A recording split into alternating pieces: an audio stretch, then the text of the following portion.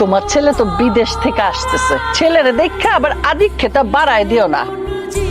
বিদেশ থেকে কার জন্য কি কি আনছস? দে দে, তাড়াতাড়ি দে, তোর লাগেজ পত্র কই, দে জিনিসগুলো দে। আমি ঘরে যাইবার চাই, আমি মেলা ক্লান্ত। তুমি টিনের ঘরটায় আপাতত থাকো, সুস্থ হও, তারপর সবকিছু দেখা যাবে। এইভাবে আর আমাদের সম্পর্কটা কন্টিনিউ করা সম্ভব না। আজ বাদে কাল মানুষ সবকিছু জেনে যাবে। বাবা কি জানবে? আর এমন তো কিছু জানছে না মানুষ, আমরা তো ঘরের ভেতরেই আছি, তাই না? যখন সময় হবে সব দেখা যাবে।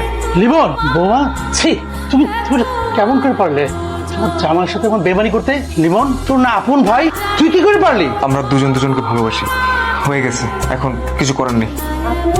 হ্যাঁ, আমি তোমার সাথে আমার অনেক কথা আছে।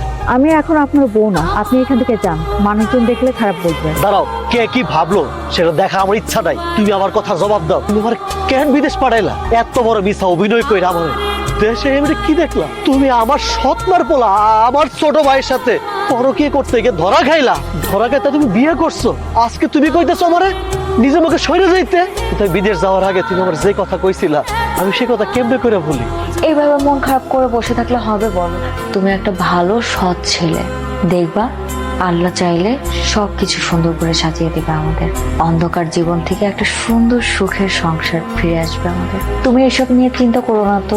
তোমার নিজের ভিতরে ভয় আর লুকানো প্রশ্নগুলা তুমি সেদিন আমার করছিলা, আজ আমি বুঝলাম। আমার রোগ শরীরে আর তোমার রোগ তোমার আত্মায়।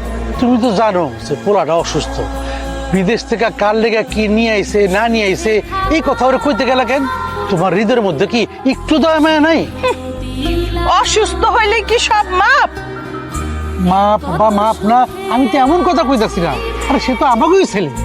সে তো আমাগোই ছেলে, হ্যাঁ আমাগোই ছেলে।